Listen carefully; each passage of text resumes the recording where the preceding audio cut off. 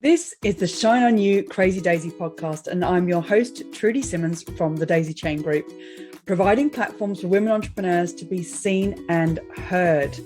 This platform is for women entrepreneurs that want to hear the real stories of what it takes to be yourself and run a business with all the different hats that you might have to wear.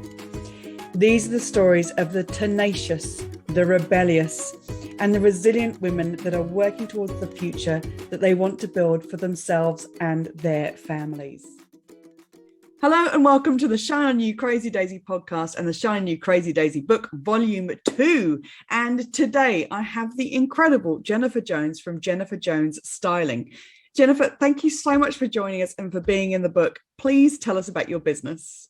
Hi, thank you for having me, Trudy. So my name is Jennifer and my business is Jennifer Jones Styling, where me and my team of stylists help mums from feeling self-conscious to feeling style confident and loving what they wear and what they see in the mirror every day.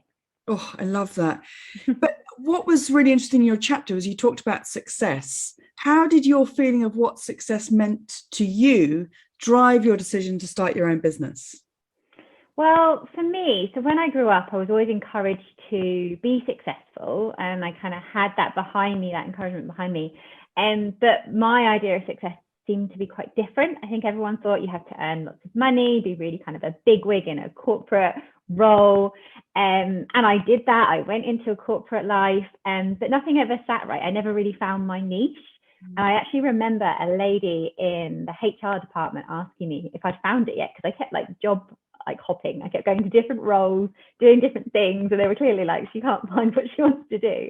And I was like, no, I still can't find it. And it wasn't till I realized that I just wasn't doing something I loved. And so I had to really dig deep and figure out what that looked like. And it turned out that wasn't in a corporate role at all. It was fashion, and it was working with other women to help them feel good. And so I put two and two together, and that's how I came to the conclusion that I felt more fulfilled. I felt happy I wanted to go to work every day. And I think that's what makes the difference. That's what makes you feel fulfilled. That's what makes you feel rewarded in your job. And so it was, for me, success was bridging that gap between doing something I loved and I looked forward to doing, and then making a difference too. And that's what made me go home at the end of the day and go, oh, what a great day I've had, versus watching the clock and thinking, oh, is it 5 o'clock yet? I want to go home kind of attitude. So yeah, it was figuring out what success meant for me and then making that happen. That's the brilliance in this, isn't it? Because that clock watching that you can do in corporate, you could be earning all the money under the sun. But if you're watching the clock because you don't like it, that's not successful. And how you've just described it is what I would want everybody to find in their businesses or in their lives, is that feeling of accomplishment and being productive each and every day and helping and influencing other people.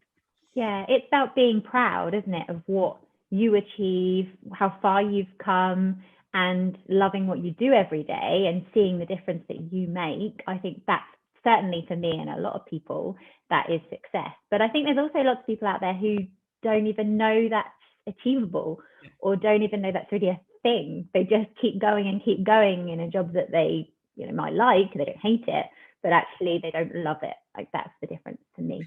That's why they need to listen to the podcast.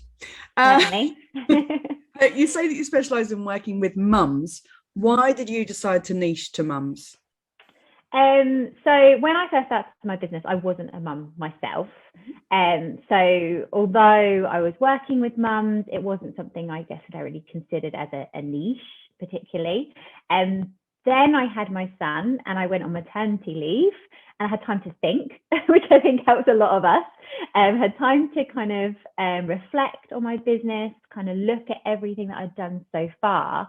And I noticed a trend. I was basically 90% of people I was working with, women, were mums, and they were facing the same difficulties. I then went through exactly that same thing myself after having my son. Saw, firsthand. I always empathized with how they felt previously, but when you go through something yourself, it takes you to another level. You really get it. So I got it. And then I was like, yes, so I really need to focus on helping mums, because that's where I can be the best help, and that's where I can make such a difference. So yeah, that's why I decided to do that. And since then, I still work with people who aren't mums. I still work with men now and again. I work with different people all the time, but the majority of the people I help are mums, because that's where my expertise is. This is a really important point that you just said, because when they niche, they think that's, I think what a lot of people are told is, when you niche, that's your audience.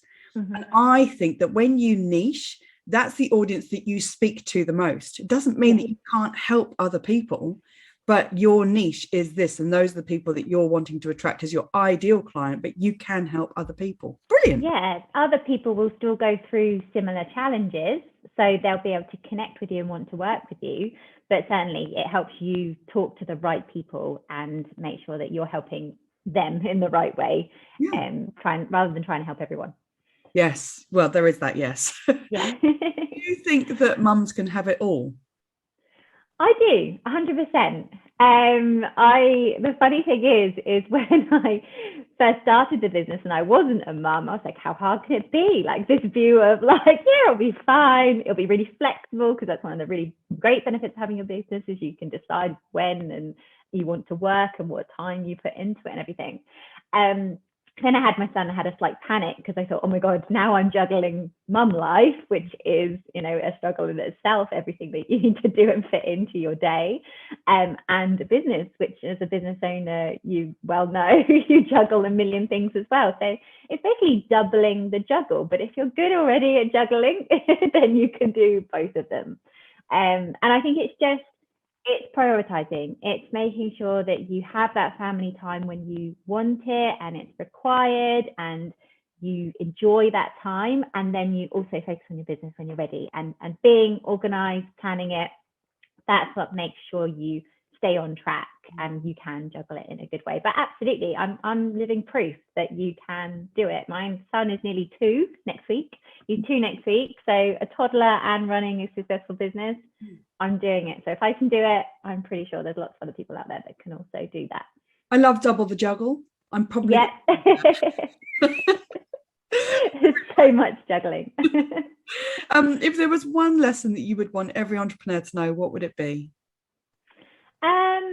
For me, it would be listen. So listen to your intuition, but equally don't listen to others so much. So don't listen to other people's version of success. Don't let that hinder how you feel and what you want to achieve. But listen to your inner voice. Listen to what's going on up there that's saying, this is what you need to do, this is your purpose. It's always there. It's just tapping into it, I guess, and finding it.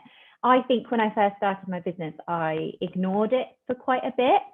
I think I was trying to, like a lot of people, I was trying to help everyone. I was like, I just want to help. Like, I just want to do this, and not listening to, what was happening, where I was gaining the most skills and where my skill set was, and then figuring out who needed me and listening again there. That helped me niche down. But if I'd have maybe taken some time at the beginning to listen a bit more to all of that, then I might have got there a little bit quicker. But you learn things along the way. So it's not a regret, but it's certainly, if I was starting out now, or someone new was about to start a business, listen to your gut and listen to what you really want to do, and then go for it. Amazing. I love it. What's your favorite piece of business software? I would say Canva, which I know a lot of people have probably said.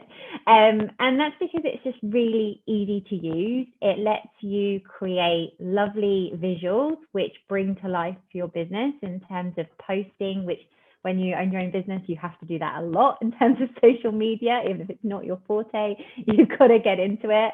And Canva allows you to do that in a really easy way, create really professional looking images and visuals that you can share on social media. And it's just quick and easy to use. I think that's what I love about it. And it's allowed me to upload my brand in there in terms of brand colors and logos and everything. So it's intuitive. It lets you use it in a really easy way, and there's lots of training as well. So if you did get stuck, there's loads out there that you can use and to get used to it a bit better. Yeah, it's that piece of software that, yes, a few people have mentioned in the podcast and in the book, because most businesses now use it. It is the go-to for the piece of software that we use to be able to make social media easier. Yeah, absolutely. And when you're a business owner and you're juggling mum life as well and a business, and you've got a million one things going on, having something that's quick and easy to use, that's not going to take up too much time to create something lovely, is perfect. That's exactly what you want. Because you need that time. You need to be efficient in the time that you have. So yeah, it's really, really good for that. Jennifer, thank you so much for being a part of the book and the podcast and for telling your story. You're welcome. Thank you for having me. It's really exciting. I can't wait to read it. Thank you so much for watching the Shine On You Crazy Daisy podcast. If you've liked what you've seen today, then please make sure that you click the subscribe button to this channel to see more inspiration and motivation as more of these stories keep coming out. And if you want even more, click on the link below this video and go and have a look at the series of books Shine On You Crazy Daisy and get even more inspiration and motivation for you and your business.